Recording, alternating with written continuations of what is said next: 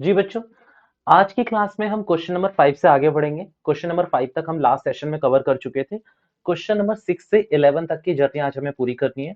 Question number 6 में मैं शुरू कर रहा हूँ। क्वेश्चन नंबर 6 को आप इंपॉर्टेंट भी मार्क कर सकते हैं। क्वेश्चन नंबर 6 में लिखा हुआ है, if angle A and angle B are acute angles. Acute angle से मेरा मतलब यहाँ पर है कि angle which is less than 90 degree. 90 degree से जितने भी कम के एंगल है उन्हें हम क्या कहते हैं? Acute angles. So angle A and angle B acute angles हैं, जिसमें आपको क्वेश्चन कह रहा है कि कॉस ए कॉस बी के इक्वल है। मींस कहीं ना कहीं एक बात तो क्लिक हो रही होगी कि जो दोनों एंगल है, एंगल ए और एंगल बी एक ही लाइन पे है। क्योंकि लास्ट सेशन में जो इंट्रोडक्शन वाले में मैंने आपको पहले ही बता दिया था कि अगर एक ही लाइन पे दोनों ट्रिग्नोमेट्री रेशियो है, मींस दो एंगल बन रहे हैं, तो उनका सारा का सारा सेम होता है। और रेदर देन जब अगर कोई तीसरी साइड में, तो मैंने कुछ ऐसा करके बताया था ना कि एंगल Q और एंगल R के लिए इसमें आपकी दोनों में सिमिलैरिटी आएगी एंगल में, बट एंगल P के लिए आपका जो परपेंडिकुलर और बेस है वो आपस में इंटरचेंज हो सकता है। So then show that angle A is equals to angle B। देखो क्वेश्चन में ना एक चीज है, आप इसको ना यार अभी राइट एंगल मान नहीं सकते। ठीक है, मैं भी एज्यूम कर रहा हूं कि अभी ये राइट एंगल नहीं है। अभी मैं इसको कोई भी ट्राइंगल मान रहा हूं, नॉर्मल सा, और आगे बढ़ रहा हूं। ठीक है, मुझे करना क्या है, मैं इस पे एक एंगल, राइट एंगल ड्रॉ कर रहा हूं इसके बीचों बीच, जिससे आप कह सकते हो कि हाँ मिड पॉइंट पे लगा रहा हूं। अगर मैं नेमिंग करूं तो मैं सबसे पहले आपको कहना चाहूंगा एंगल बी, ए और बी मैं एक ही लाइन पे रखूंगा। एंगल ए और एंगल बी एक ही लाइन पे रखेंगे, और सी को आप यहां रख लो, कोई दिक्कत नहीं है उसमें मुझे। एंगल ए और angle B, answer to question number 6 है ये। एंगल ए और एंगल बी मैं इसीलिए रख रहा हूं क्योंकि ये खुद क्वेश्चन बोल रहा है कॉस ए किसके इक्वल है? कॉस बी के। इस वाले एंगल को मैं डी का नाम दे देता हूं, और ऑब्वियसली राइट एंगल ट्राइंगल है। अब मैं दो ट्राइंगल की बात करूंगा साथ साथ में। इनर ट्राइंगल, एक बात कर सकते हो आप ए डी सी की, एंड साथ साथ में बात कर लो ट्राइंगल किसकी? D C B. इन दो ट्राइंगल की मैं साथ साथ में आपके संग बात करूंगा। सबसे पहले क्वेश्चन कह रहा है कि भाई cos A is equals to cos B है। तो कॉस ए का फॉर्मूला ऑब्वियसली बी अपॉन में एच। ठीक है, बेस अपॉन में हाइपोटेनियस।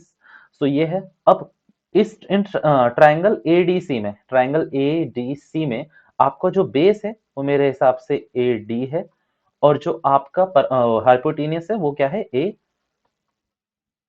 सी है। ठीक है, और उसी तरीके से कॉस बी के हिसाब से, कॉस बी के हिसाब से आपका जो ट्राइंगल है कौन सा है? D C B. आपका जो बेस है वो बेस होगा आपका डी बी, और जो आपका हाइपोटेनियस है वो होगा आपका बी सी। आपको करना कुछ नहीं है, इन दोनों को मैं, इन दोनों को कहता हूं किसके इक्वल मान लो? एम के इक्वल मानकर आगे बढ़ो। ठीक है, इन दोनों को मैंने एम के इक्वल मान लिया। तो यहां से मेरी जो इक्वेशन निकल रही है वो ये निकल रही है कि A D is equals to M A C. दूसरी मेरी क्या निकल रही है equation? D B is equals to M B C. ठीक है, दो इक्वेशन मैंने यहां पर ड्रॉ कर ली। अब दोनों ही ट्राइंगल में, दोनों ही कौन कौन से ट्राइंगल, एक एडीसी और दूसरा डीसीबी में मैं पाइथागोरस थ्योरम लगाने वाला हूं।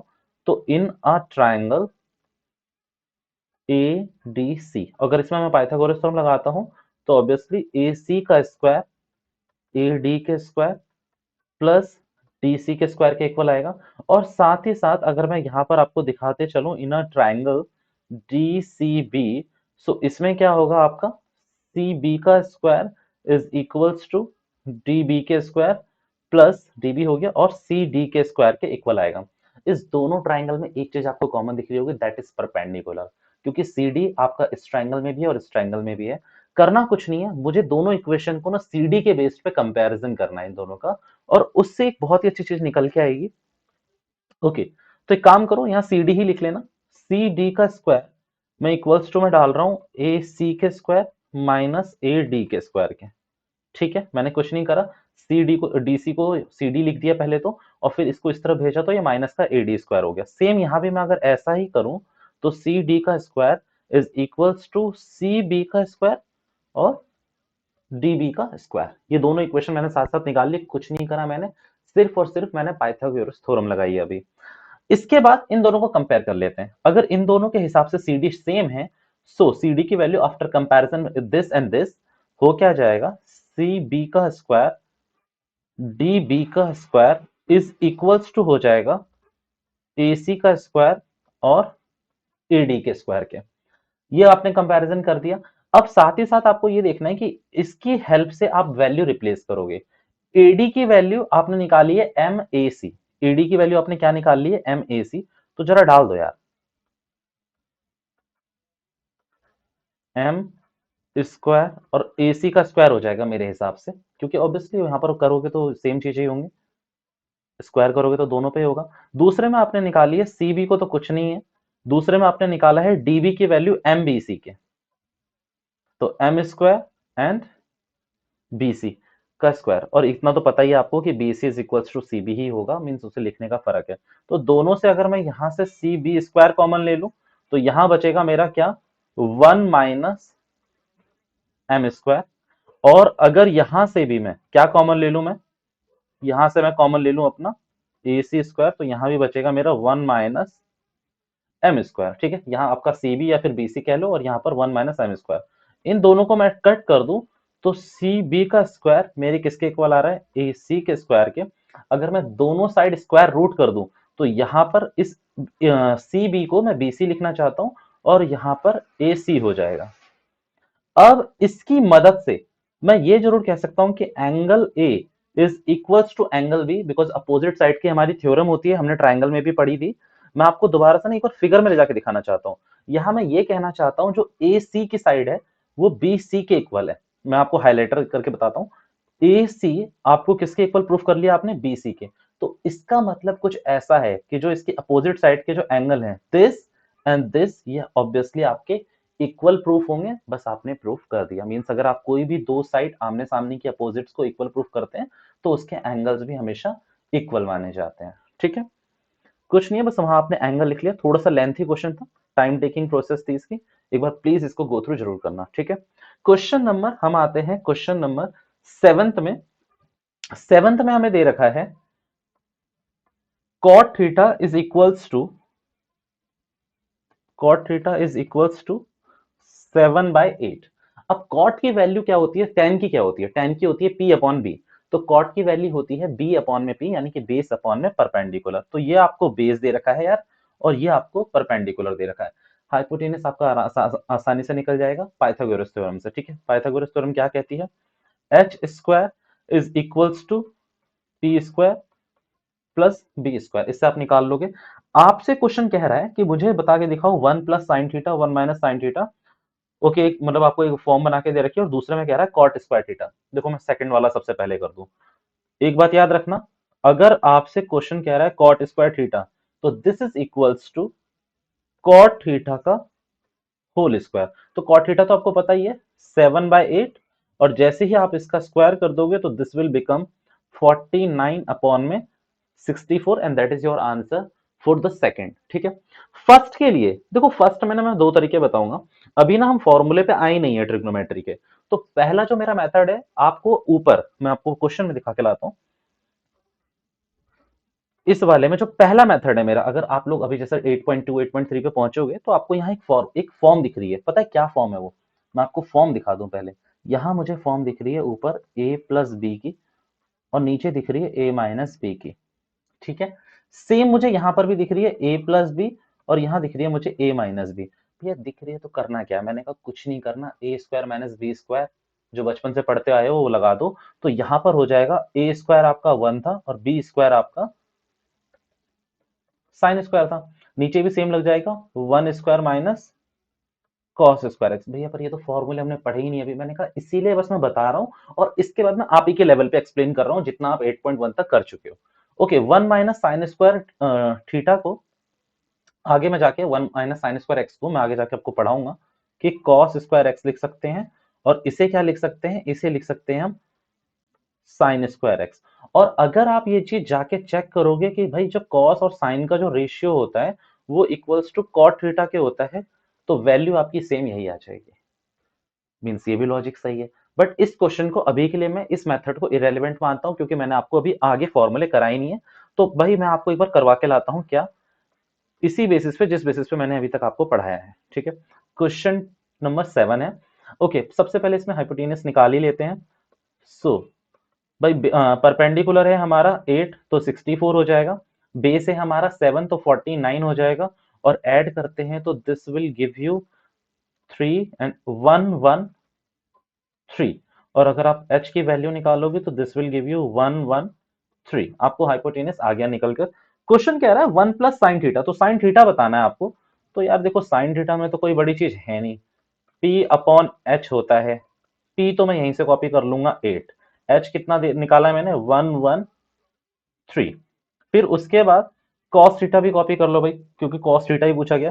तो cos थीटा क्या है अपॉन अपना b अपॉन में h, तो b कितना है आपका, b है आपका 7 और दिस विल गिव यू 113। ये थोड़ा लॉन्ग प्रोसेस है बट क्या कर सकते हैं, अगर आपको अभी फॉर्मूले याद नहीं आ रहे हैं, क्वेश्चन में भी आपको एग्जामिनेशन टाइम पे फॉर्मूले नहीं हो पा रहे हैं क्लिक, तो कोई बात नहीं, आप कर सकते हैं, कोई दिक्कत नहीं है। फॉर्म यहाँ जो लिखी हुई है वो लिखी हुई है 1 plus sine theta 1 minus sine theta, same नीचे भी दे रखी है बट कॉस के टर्म में 1 plus cos theta 1 minus cos theta. चलिए पुट करना शुरू करते हैं। तो 1 प्लस साइन थीटा की वैल्यू आपने कितनी निकाली, 1 अंडर रूट 113। यहां कितनी निकाली आपने, 1 माइनस अंडर रूट 8 113। और यहां पर क्या निकल जाएगी वैल्यू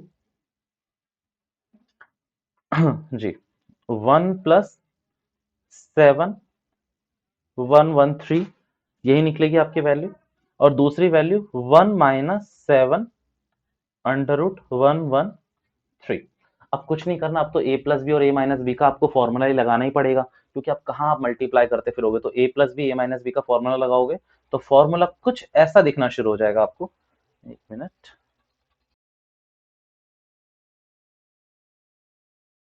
जी, एक्चुअली गाड़ियां जा रही होती है तो कई बार वो रिकॉर्ड ले लेता है, तो मुझे माइक ऑफ करना पड़ता है।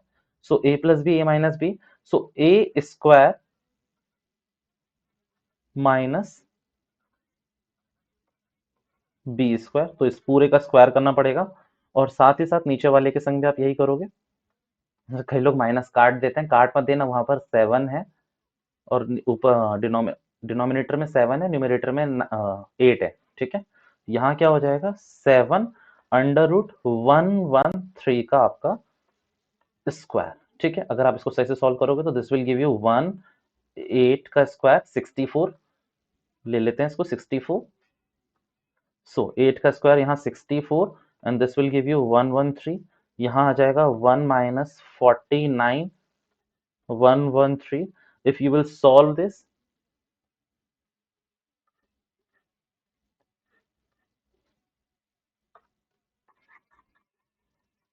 Okay, if you will solve this, तो ये जो आपको देगा एलसीएम लेने पे 113 माइनस 64 डिवाइडेड बाय 113। फिर अगेन इसको सॉल्व करेंगे तो 113 माइनस 49 डिवाइडेड बाय 113। 113 से 113 कट रहा है, 113 से 64 माइनस करेंगे तो 49 आएगा।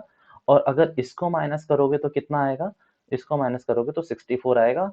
मींस कहीं ना कहीं एक थॉट प्रोसेस तो आई होगी आपको कि क्वेश्चन नंबर फर्स्ट और सेकंड दोनों का सेम आंसर है। वो तो मैंने आपको टेक्निकली भी करके दिखा दिया था। और जब 8.2 में है फॉर्मूले या 3 में है, let me just correct you, ओ 8.3 में है फॉर्मूले कुछ, 8.3 के बाद यानी कि 4 में, तब आपको जब मैं एक छोटा सा फॉर्मूला लिखाऊंगा ना, sine square X plus cos square X is equals to 1, तो आप इजिली इसे कनेक्ट कर सकते हैं। इतनी लंबी थॉट प्रोसेस करने की कोई जरूरत है नहीं। ओके, क्वेश्चन नंबर 9 है आपका अगला, सॉरी 8 है, जिसमें कॉट ए की वैल्यू दे रखी है आपको 3, कॉट ए की वैल्यू दे रखी है 4। आपको सिंपल करना कुछ नहीं है, कॉट ए की वैल्यू 4/3 एज्यूम कर लेनी है। और कॉट ए की वैल्यू जैसे ही 4/3 होगी तो यानी कि बी अपॉन एच, बी आपको कितना दे रखा है, सॉरी बी अपॉन में पी, तो बी इसमें आपका 4 हो जाएगा और पी आपका 3 हो जाएगा। आइए क्वेश्चन नंबर 8 को थोड़ा सा डिस्कस कर लेते हैं। यहाँ पर आपको दे रखा है 3 cot A is equals to 4। तो यहाँ सिंपल हमें एक बात समझ आ रही है कि cot A is equals to 4/3 और कॉट की वैल्यू होती है अपनी बी अपॉन में पी। सो अगेन ऊपर वाले क्वेश्चन की तरह इसमें से हाइपोटेनस तो आप निकाल ही लोगे। क्वेश्चन आपसे पूछ रहा है 1 minus tan square theta and 1 plus tan square A. यार कॉट दे रखा है, मैं तो कहता हूँ टेन निकालने के लिए करना क्या है आपको, कुछ भी नहीं करना, इसको रेसिप्रोकल कर देना है। तो यहाँ 4/3 है तो यहाँ हो जाएगा 3/4, और स्क्वायर में है तो आपको पता है डायरेक्टली आप स्क्वायर कर सकते हो, कोई दिक्कत नहीं है। टेन स्क्वायर ए मीन्स की 9/16 दे रखा है आपको। फिर आपसे पूछा है कॉस ए और साइन ए। तो ठीक है ना, आपको बस हाइपोटेनस निकाल लेना, एच निकाल लेना। साइन ए के लिए तो आप जानते ही हो क्या वैल्यू रखोगे, साइन ए के लिए आप वैल्यू रखोगे पी अपॉन एच, और कॉस के लिए, एक मिनट,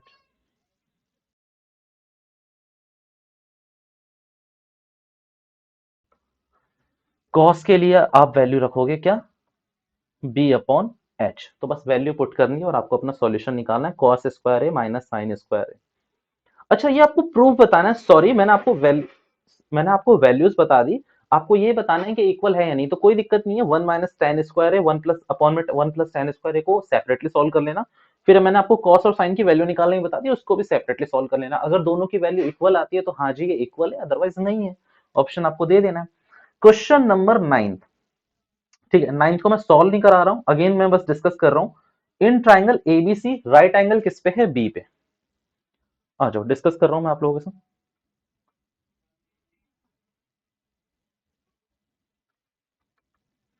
क्वेश्चन नंबर आपका है ये 9, राइट एंगल है बी पे, एक राइट एंगल ट्राइंगल को फॉर्म कर लेते हैं।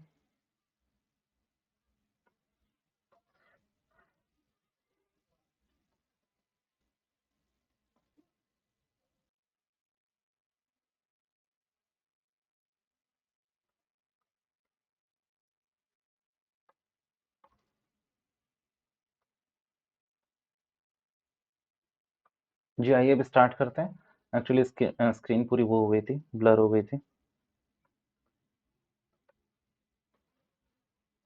ठीक है, एक राइट एंगल ट्राइंगल ड्रॉ करते हैं, come on, again start again. मैंने आपका एक राइट एंगल ट्राइंगल ड्रॉ करा। राइट एंगल किस पे बताया हुआ है इसने, अगेन बी पे राइट एंगल आपको बताया हुआ है कि भाई बी पे ये राइट एंगल है, A B C, right angle बना लिया आपने। इसके बाद क्वेश्चन आपसे ये कह रहा है कि भाई आपको जो बताना है, आपको बताया है हमने कि टेन ए की वैल्यू 1/√3 हमने आपको दे दी, कि भाई टेन ए की वैल्यू 1/√3 हमने आपको दे दी। भैया टेन का मतलब होता है पी अपॉन बी। इससे तो मेरी लड़ाई भी नहीं है, एसी तो मुझे निकालना ही है, और एसी किसी केस में चेंज भी नहीं होता। लड़ाई मेरी होती है हमेशा बेस और परपेंडिकुलर को लेकर। सो यहां पर अब जो मेरा टेन एंगल ए के लिए, एंगल मेरा यहां पर है, एक बार फिर से रिवीजन ले लेते हैं। एंगल मेरा यहां पर है, सो इसके लिए, इस वाले पॉइंट के लिए, इस वाले पॉइंट के लिए, इस वाले पॉइंट के लिए मेरा परपेंडिकुलर ये कहलाएगा, ये मेरा बेस बनेगा, और ऑब्वियसली ये तो है ही मेरा एच, ठीक है, ये मेरा एच है ही, सो इसको एच ही लेके चलूंगा। सो इससे मुझे ये चीज पता चलती है कि मेरा जो यहाँ पर वैल्यू है ये 1 आ जाएगी, बेस पे मैं वैल्यू लिखूंगा √3, और ऑब्वियसली एसी को मुझे डिटरमाइन करना पड़ेगा। एसी डिटरमाइन करते ही ये साइन ए और कॉस सी की वैल्यू पूछ रहा है, फिर कॉस ए साइन सी की वैल्यू पूछ रहा है। ये सारी वैल्यूज अलग अलग तरीके से मैं इंट्रोडक्शन में ही आपको बता के आ चुका हूं कि ये कैसे कैसे निकलती है। सो इस क्वेश्चन को मैं पूरा नहीं करवा रहा हूं, मैंने बस आपको हिंट दे दी है। बस इतना याद रखना, एंगल के सामने वाला पोर्शन हमेशा परपेंडिकुलर होता है। ए के लिए ये परपेंडिकुलर है, सी के लिए ये परपेंडिकुलर है, और खुद बी के लिए तो ये है ही परपेंडिकुलर। ठीक है, इसीलिए एंगल बी और सी को तो अलग से निकालना भी नहीं, दोनों इसके आपके सेम ही सेम है। क्वेश्चन नंबर 9, अगेन एक इंपॉर्टेंट क्वेश्चन मार्क कर सकते हो आप, क्वेश्चन नंबर 9 को, क्वेश्चन नंबर 9 को एक इंपॉर्टेंट क्वेश्चन नंबर मार्क कर सकते हो। क्वेश्चन बोल रहा है in a triangle P Q R right angle at Q. बनाते हैं चलो एक और एंगल। किस पे राइट एंगल बना रहे हैं, हमें हमें बनाना है राइट एंगल।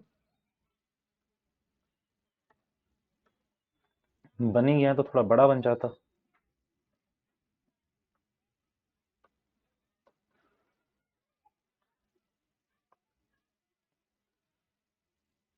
किस पे कह रहा है, राइट एंगल एट क्यू पे, क्यू पे बना दो राइट एंगल। फिर कह रहा है क्यू पे राइट एंगल बनाओ पहले, ये मेरा P हो गया, और ये ऑब्वियसली मेरा R हो गया। क्वेश्चन आपसे कह रहा है, भाई एक रिलेशन दे रहा हूं मैं, पी आर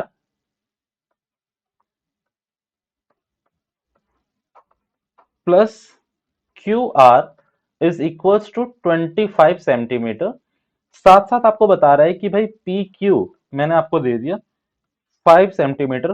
वो वैल्यू निकालने के लिए कह रहा है एंगल पी पे, साइन की वैल्यू भी बताओ, कॉस की भी बताओ, टेन की भी बताओ। बस एक बार मैं एक वैल्यू निकाल लूं, बाकी सारी मैं निकाल के दिखाता हूँ। पी क्यू तो मेरा यहाँ पर इसने खुद बोल दिया एक्सप्लिसिटली कि भाई ये 5 है, बाकी कुछ नहीं पता मुझे, ना मुझे क्यू आर पता, ना मुझे पी क्यू पता। कुछ नहीं करना आपको, इन दोनों में से किसी भी एक साइड को एक्स बार पकड़ लो, इसको मान लो कि ये एक्स सेंटीमीटर है, क्यू आर आपको क्या दे रखा है, एक्स सेंटीमीटर।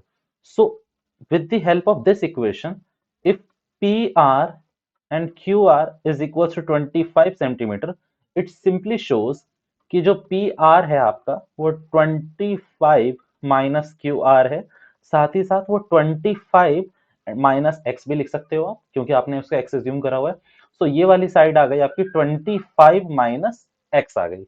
कुछ नहीं करना भाई, पॉलिनोमियल भी थोड़ी सी काम आएगी मुझे लग रहा है। देखते हैं, लगाओ पाइथागोरस का रूल।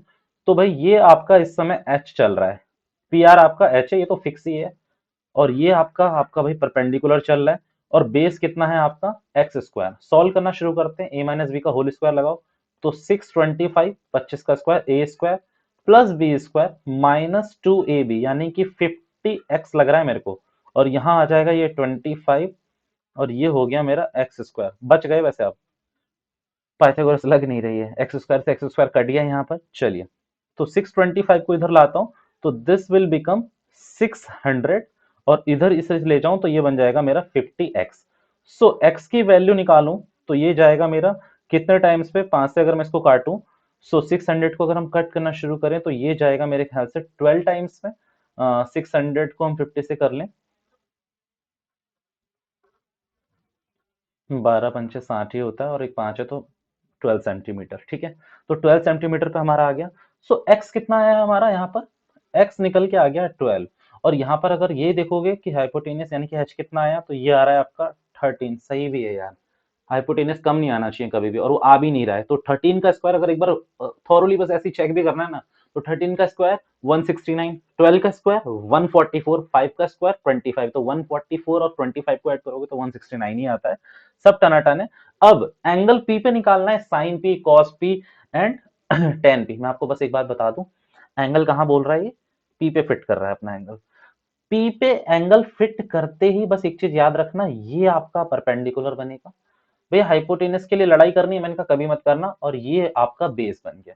तो फिर एंगल के सामने वाली जो साइड होती है वो आपका हमेशा परपेंडिकुलर होती है, बस अब निकालते जाओ। इंट्रोडक्शन में आपको पता ही है कि साइन की value P upon H, cos की वैल्यू बी अपॉन एच, और टेन की वैल्यू पी अपॉन बी।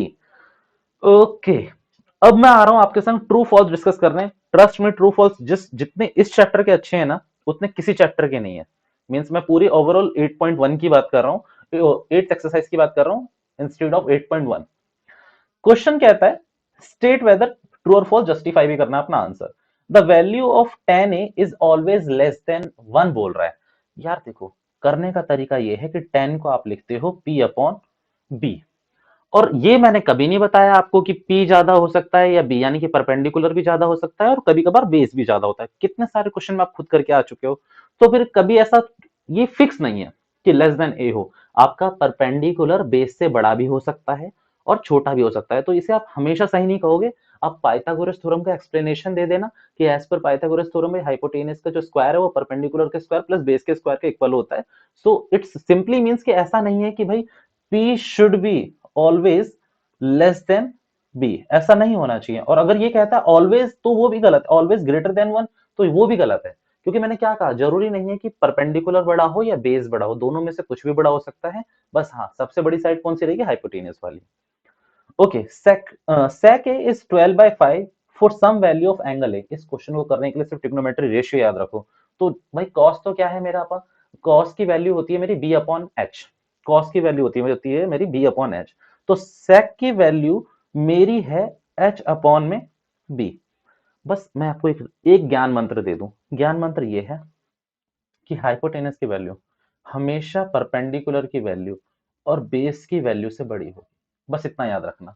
तो जिस रेशियो में इस पे प्रूफ कर दे कि हाँ भाई ऐसा है, उस रेशियो को मान लेना कि हाँ सही है, अदरवाइज सारे रेशियोज को मान लेना कि गलत है। ठीक है, जिस पे भी ये बोल दे, ठीक है, जिस पे भी ये बोल दे कि हाइपोटेनस वाला बड़ा है तो उसको तो ले लेना, ठीक है भाई, ठीक है।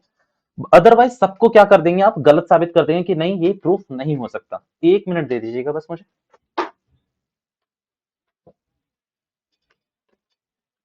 जी, तो मैं क्या कहा था, हाइपोटेनस जहां आपका न्यूमरेटर में है वहां सब ठीक है, वहां हमेशा क्या होनी चाहिए, ग्रेटर देन वन, क्योंकि हाइपोटेनस हमेशा परपेंडिकुलर और बेस से बड़ा होगा आपके। Again, cos a is the abbreviation use for cosecant of angle ए। यार मैं आपको ना एब्रीवेशन बता दूं 1 मिनट के अंदर। साइन जो एब्रीवेशन है वो साइन का है, साइन मींस SINE कहना चाहता हूं मैं। कॉस जो है वो कॉसिकेंट का है, जो सेक है वो सेकेंट का है, कोसेक किसका है, कोसेक कोसिकेंट का है। ठीक है, सॉरी मैंने कॉस में गलती कर दी, कॉस जो है आपका बेटा वो कोसाइन का है, साइन साइन SINE, कॉस जो है वो कोसाइन का है, सेक सेकेंट का है, और कोसेक कोसिकेंट का है। फिर आता है टेन, टेन आपका टेंजेंट का एब्रीवेशन है, और कॉट कॉट आपका कोटेंजेंट का एब्रीवेशन है। एब्रीवेशन मैंने आपको बता दी है, वीडियो पॉज करके सुन लेना और लिख भी लेना इस सारी चीजों को। तो cos A is the abbreviation of cosecant, the answer is no. भाई कोसेक है, इसका कोसेक आता है, कोसेक है इसका, ये कोसेक का एब्रीवेशन है। कॉस का क्या है, cosine, COSINE। Cot A is the product of cot and tan A. अब इतना इंट्रोडक्शन देखने के बाद भी इसको ट्रू बोलोगे तो फिर गलत नहीं हो जाएगा। Cot is not the abbreviation of cot into A, no. Sine theta is 4/3 for some value of theta. Again मैंने ज्ञान मंत्र दिया था कि भाई हाइपोटेनस कभी भी बड़ा नहीं होना चाहिए परपेंडिकुलर और बेस से। तो भैया क्या यहाँ पर हो रहा है, मैंने कहा करके देख लेते हैं। यहाँ हो रहा है P/H, और P आपका दे रखा है 4 और हाइपोटेनस आपका दे रखा है 3। हाइपोटेनस आपका कितना दे रखा है 3, which is not possible. As per Pythagoras theorem आपका H हमेशा बड़ा होना चाहिए। ठीक है, मैंने आपके ऑलमोस्ट 11 के 11 क्वेश्चन यहाँ पर कवर कर दिए हैं। एक दो जो छोड़े भी हैं वो सिर्फ आपकी प्रैक्टिस के लिए छोड़े, एक्सप्लेन उनको भी किया हुआ है।